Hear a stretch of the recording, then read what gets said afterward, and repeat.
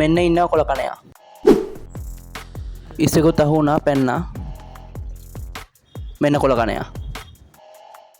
ඉතින් අද අපි හොයාගෙන යන්නේ චන්න ඔරියන්ටලිස්. එහෙම නැත්නම් කොළ කණයා කියන මාළුවා ගැන. මෙයාට ගස් කණයා කියලාත් කියනවා. මෙයා ලංකාවට ආවේනික ඒ වගේම වඳවි යාමේ තර්ජනය ලක් වෙලා තියෙන මාළුවෙක්. ඉතින් මේ වගේ ලස්සන ගමක ලස්සන පරිසරයක තමයි කොළ කණයා ජීවත් වෙන්නේ. සෙමින් ගලා යන පිරිසුදු ජලයේ තමයි කොළ කණයා ජීවත් වෙන්න ප්‍රිය කරන්නේ. ඉතින් අපි ඇලට බැස්සා. මගේ යාළුවෙකුත් උදව් වුණා.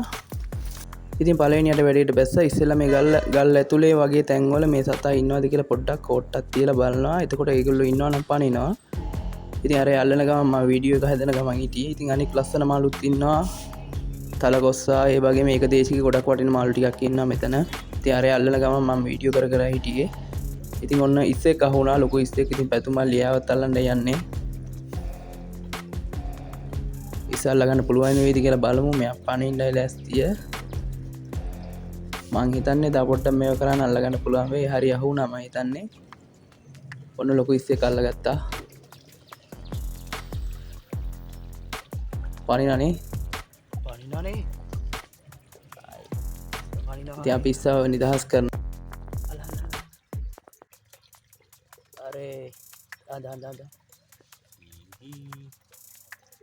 ඉතින් මේ වගේ කොල්රොඩු තියෙන තැන් වල තමයි කොළ කණයා ඉන්නේ. අපි බලමු පොඩ්ඩක් try එකක් දීලා. ඉතින් අපිට අල්ලගන්න අන්තිමට පුළුවන් උනේ මොකෙද දන්නවද? කක්කුට්ටෙක්.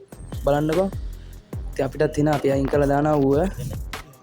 ඔන්න ඊට පස්සේ අන්තිමටම අපිට කොළ කණයෙක් ඉන්න තැනක් හම්බුණා. බොහොම අමාරුවෙන් තමයි හොයාගත්තේ. දැන් කොළ කණයා හොයාගන්නවත් නැති තරමට වඳ වෙලා ගිහිල්ලා ඕම් බලන්න.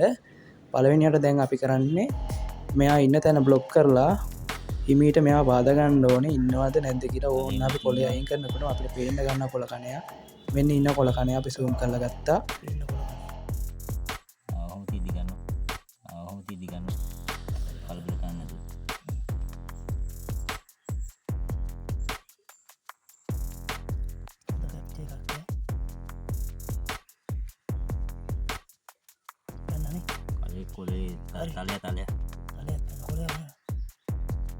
කොලේ ගන්නද?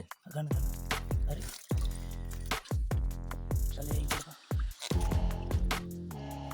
ඉතින් අපි අල්ලන්න හදනකොට කොළ කණයා පැනගත්තා. අපිට අල්ල ගන්න බැරි වුණා. ඉතින් අපි වෙන වීඩියෝ එකකින් ඊගසත් ඉතින් හම්බෙමු.